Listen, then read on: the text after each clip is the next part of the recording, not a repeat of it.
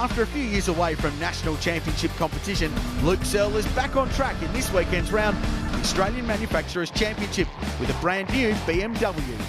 We've done a lot of 12-hour races in Ferraris or Lamborghini or whatnot in the last couple of years. This is the first time back into a production car in about 5 or 6 years. So yesterday's race really took it out of me.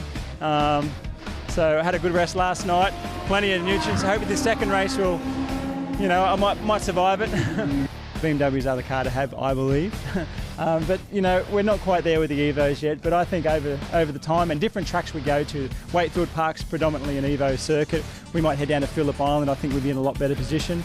Those long, fast, flowy circuits with a two-wheel drive, rear-wheel drive car will come into its own. They're getting away from us at the moment by 3/4 of a second a lap, so we can close that up hopefully in the second race. I don't know if we're going to do it with the standard brake pads in there, but if we can keep that to about a half a second gain per lap, and they might have a run off, or like yesterday with Dylan Thomas, he had the turbo or the motor blow, and luck might come into our play somewhere, but I doubt it. They're pretty good, strong cars. So if you ever drive a BMW, you'll never drive anything else. They're just a beautiful car to drive.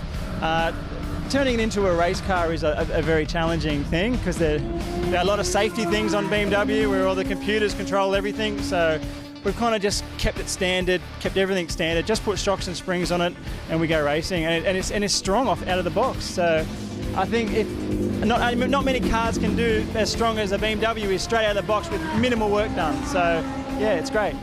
Great to see Luke Searle back at a racetrack doing what he does best, racing. Yeah, it is, Grant. He's been a great addition to the AmChamps field as we get set to go the second of two 200k races here at Wakefield Park Raceway. Saturday's race was an absolute cracker, and this is how they finished it. Gary Holt and Nathan Morecambe won. The Marshall boys, the father and son combination, second, and Luke Searle third.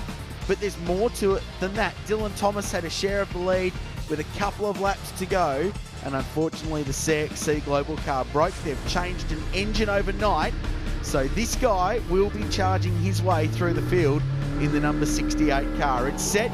The production cars at Goulburn are underway. And speaking of that, keep your eyes out for Jake Camilleri, who's towards the back of the field in 13th spot, and Tony Orford that rounds out the grid. They'll be charging through, but Gary Holt, the Eastern Creek karting beast, has absolutely got off the line perfectly. That Mitsubishi of his is right on song this weekend. Yeah, and running up the hill and into the lead. So change of co-drivers this weekend. Some business commitments have kept Ryan McLeod out of the seat. So the young Sydney-sider, Nathan Morecambe, who we've seen racing in Formula 3 at Shannon's rounds this year and doing a pretty good job of it too, has jumped into that seat. And you might remember way back, Gary and Barry Morecambe, Nathan's dad, were teammates in BMW. So there's some family ties there as Thomas carves his way through the field. Who says motorsport's incestuous? It's a family affair, isn't it? It's great to see. So this is Thomas, an unbelievable opening lap. He's already fourth. Remarkable stuff, within sight of the leaders in the CXC Global car. Well, see, even look at Jake. He's doing a great job. Found his way up into what's that, about 5th or 6th spot too. As we said, that beast of his, that Mazda, getting off the line exceptionally well. And Tony Orford will be making his way through the pack as well. It's made it a very, very interesting race, but Gary Holt's just streaking away. You've got to give credit to a team that have been Holty very loose under brakes there. A team that's gone under a total restructure this year insofar as the Eastern Creek outfit, and I think they've done a fantastic job in lieu of the fact that they've got a new team manager, and Holty probably driving as hard as he's ever driven before. Yeah, well, he has to, because this is a very competitive field, and the CXC Global team have been really pushing them hard, and we've had Glenn Seaton at a couple of rounds this year as well, and Glenn in the product car was doing an amazing job, so he's had to lift his game. This is Thomas. So the Marshalls, Rob and Stephen, they're sharing the Melbourne Performance Centre car in front and get that job done, and he goes up to second. Awesome onboard vision there from Dylan. You could see he had so much more pace across the top of the hill. Couldn't find a way past, but rather than throw the car down the road in an ugly incident, waited till the opportunity arose, knew he could get a dive down the inside and made it stick. So it's third place behind Luke Searle, who's up the road in second in that brand new M135i, which is a similar spec car to the Sharon Rentals team's 135i coupes that we've seen earlier this year. Unfortunately, the Sharon's not here this weekend, but Luke Searle's brand new car going nicely. Here's a replay of this pass. That's textbook Wakefield Park overtaking. Yeah, and it was just setting himself up for it. Look how hard he was pushing out there. Gets down the inside with a nice clean overtaking manoeuvre. And as I said, with so much pace across the top of the hill, he could have got overexcited, but the O'Donnell machine, Manel, is into their garage. This can't be a good sign. Yeah, so Pete O'Donnell behind the wheel, Gary Manel sharing the driving duties this weekend. He pits. That's a real shame as Thomas now sets out after Luke Searle. Doesn't offer too much resistance, Luke. Is that a replay of what we just saw? Well, it's a replay of the same move. He's got that down to a T. He's Dylan? loving this car at the moment, isn't he? The CXC Global Beast is just performing so well. Gets it right out to the edge of the track. He can really just get the most out of it. But will he be able to catch Gary Holt? Well, that's the million-dollar question, and it'll be difficult because Holt's driven away out in front. So Searle's doing a great job though. Class B car on its day will take it up to the four-wheel drive turbos, but six-cylinder rear-wheel drive BMW going nicely, but it's still so new. It's got so many of its road-going features in it for a production car, which I know sounds a bit silly, but it's still got the hazard warning light system. So when you brake very hard, the brake lights flash on and off as a bit of a warning. And that's still a production car component they haven't had time to remove from a racing car yet. But you wait and watch Luke Searle. I remember him in the Supertura days. A very, very keen competitor, very capable race car driver, and I'm just really happy to see him back in motorsport and doing this. I don't say that lightly. I know how fierce a campaigner he can be. And once they get that car sorted out, it will be on song. This is the battle for fourth. Jake Camilleri's worked his way up from the back of the pack, but is under a bit of an attack at the moment. Yeah, it's a great car, this Mazda 3 MPS. They've had a really tough year, the Grand Prix Mazda crew, with some reliability issues in that car. But Jake just drives it so unbelievably hard. It's remarkable. And he always finds himself somewhere up near the front of the field in this front-wheel drive turbo car. So the front-wheel drive cars are a real disadvantage in this style of racing, especially against the four-wheel drive turbos, because the front end of the car not only has to put the turbocharged power to the ground, but it's got to do all the steering and the braking and everything as well. So they have to work hard at this tight little racetrack. And keep in the back of your mind, that's an A-class car that he's just been overtaken by and has not been able to pull away from him as they climbed the hill, got the run down, and once again, you can see he's actually in a position to be able to create a bit of an attack. The O'Donnell Manel car coming back out onto the track, so that's a good sign. The GWS personnel machine has lost a few laps, but at least they're going to be able to continue on in this race. Yeah, they'll preserve. Pete was very happy with the way this car was going earlier in the weekend, but another car this year that's just been struck with a couple of little reliability dramas. This is a cool new race car to the AmChamps field this year. Mark Eddy, a two-time Aussie GT champion, and his long-time co-driver Francois Joy, running in the Renault Megane RS 265. It is a very, very cool bit of kit, and they've stepped up a class now into Class C to become a rival for Jake Camilleri and the Grand Prix Mazda crew, amongst others in that class. And so far, so good. That car, in its first race meeting, looking very strong. Oh no, dramas for Marshall. Well, that's enabled the Grand Prix Mazda to get past again. Now, they're struggling a little bit slow. I wonder if he got tangled up in that Jake Camilleri, or it's very interesting. We'll see what we can find out during this break. We'll be back with more from Wakefield Park. Stay with us. There's still a long way to go in this one. Welcome back to Wakefield Park, and unfortunately for Jake Camilleri, the form line continues. The car in the pit garage. When will this man ever get some decent luck? Not this weekend. Unfortunately, Boydo, that's a real shame as the Australian manufacturers for production cars continues here at this tight, tricky little circuit just outside of Goulburn. This is your race leader, Gary Holt, production car champion of the past and also in the GTP days as well. We can find out more about what's going on with the Grand Prix Mazda team. Jake Camilleri is down in pit lane. An incident with the Evo, what happened? Basically, I just went down the inside of him. I don't know if he didn't see me or what, but I was pretty up side by side, and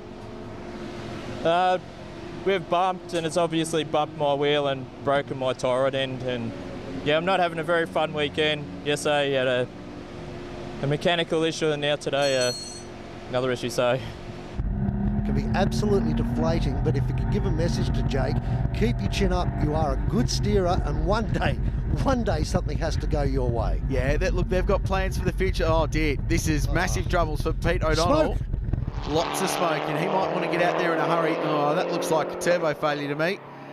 That looked fairly fundamental too for the GWS Motorsport car. The man from Parks in regional New South Wales, as Luke Searle pits Roadkill Express white BMW and his well-experienced crew go to work. So O'Donnell out.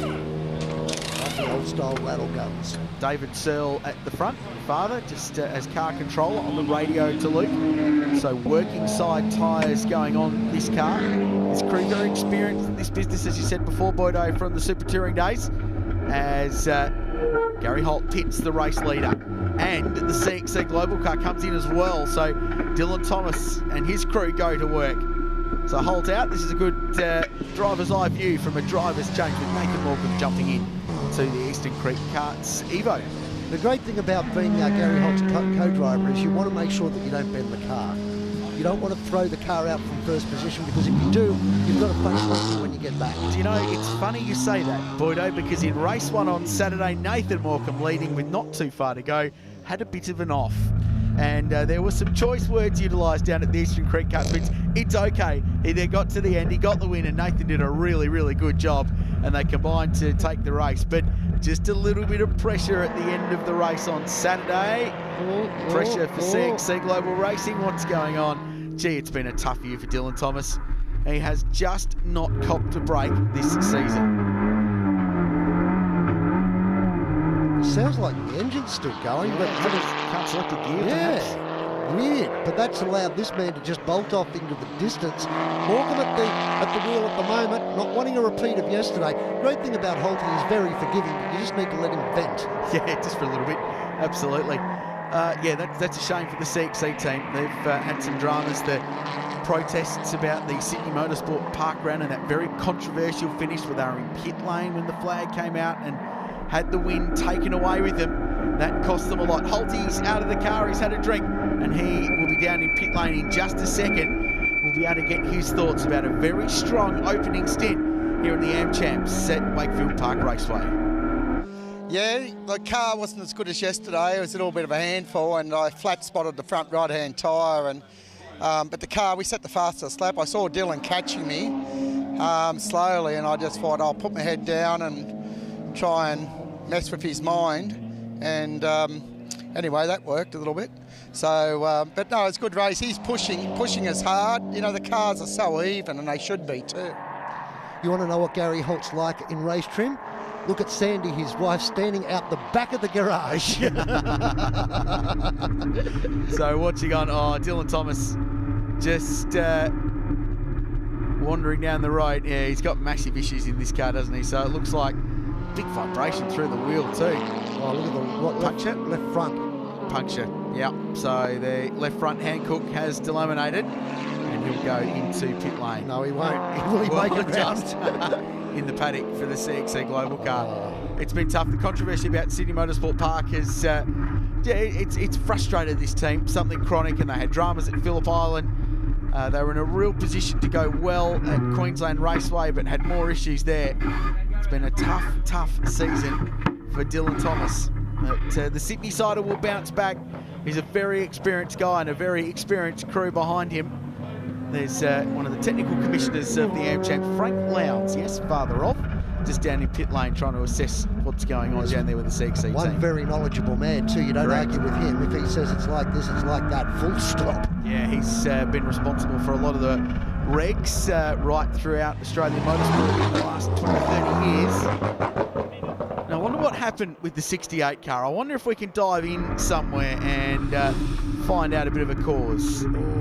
Well, at that point, you'd have to suggest that it was already flat because he just understeered all the way through the turn. So, looks like on the run up the hill, it's where it all went wrong.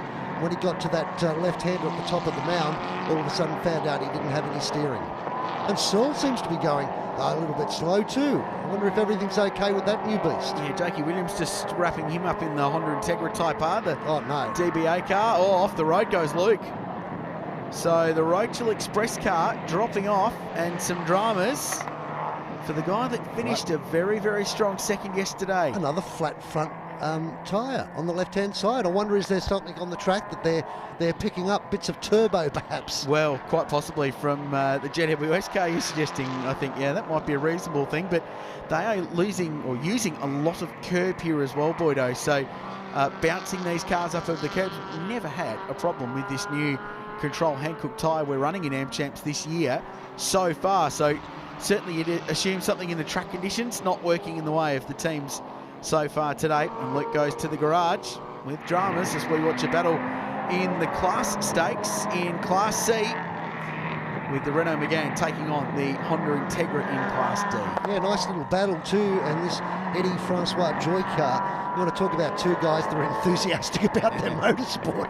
Wow, don't go within 100 feet of them unless you want to be bouncing off the walls with excitement, particularly Francois, who has just got an unbelievable attitude to his race weekends, loves coming across, loves having fun, and will go out there and be as competitive as he can be without putting the car into the wall. I like that. Yeah, Mark Eddie's been around the game a while too, very experienced, back in the Nations Cup days, and it's a battle for 7th outright. They're not in the same class, these two, but they are dicing for track position well up inside the top 10.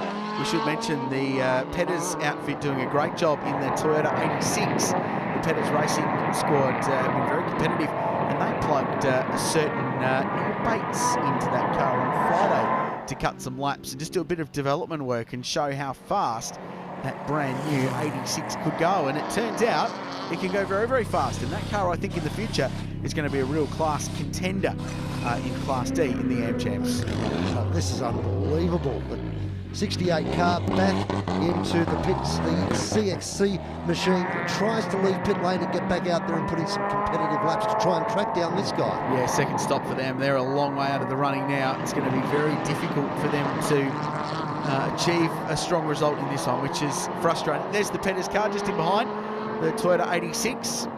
Well, we can find out what's going on with CXC Global Racing. We've got a man on the scene down in pit lane at their team pit.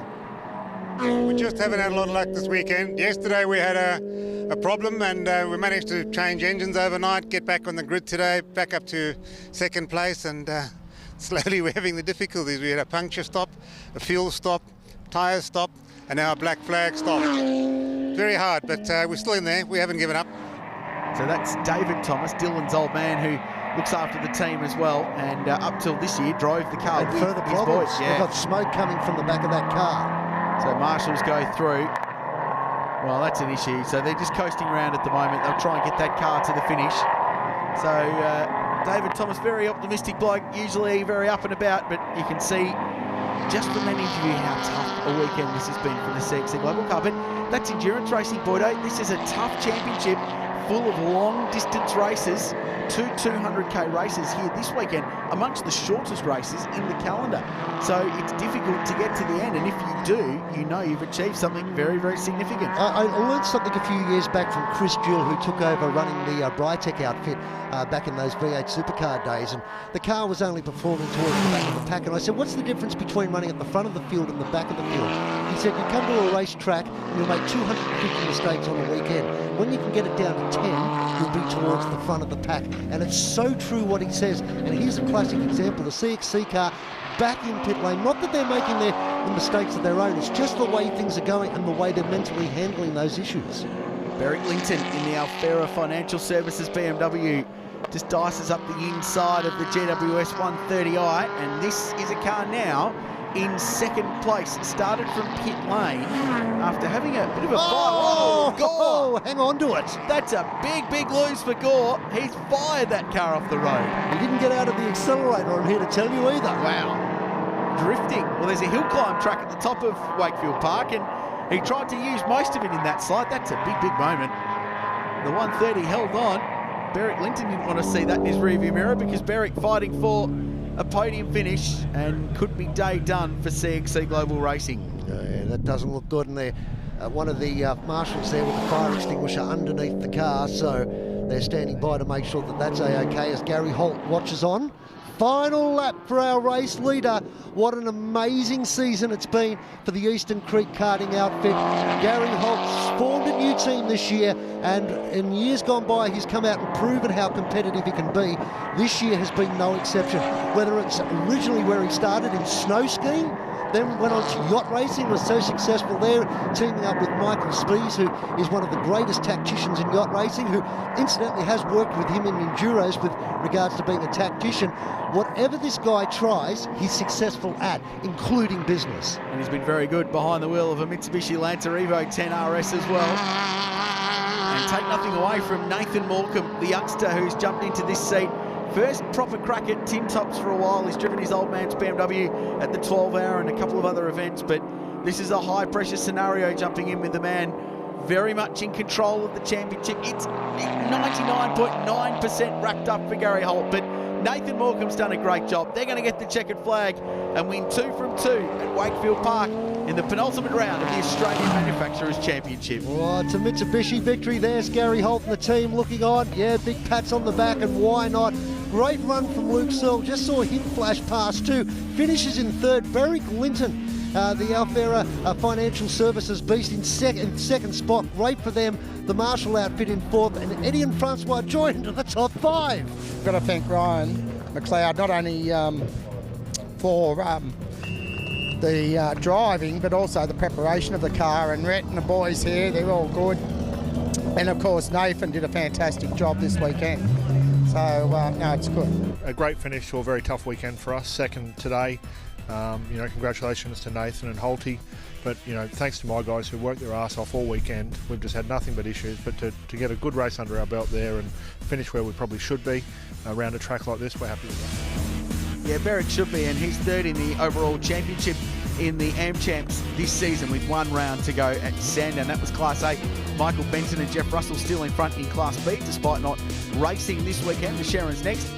Adam Dodd and Mark Bell lead the standings in Class C, the co-drivers. They're having a pretty good season. Mark Eddy and Francois Joy on top in Class D, the Australian Manufacturers Championship. This one will go down to the final round at Sandown in November.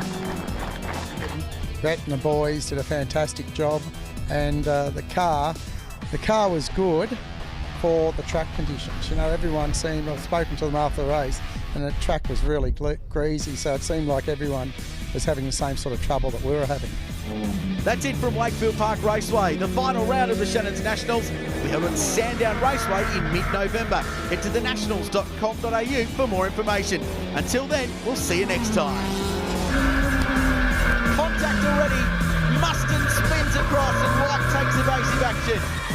Mercy! 2 from 2 at Wakefield Park in the penultimate round of the Australian Manufacturers Championship.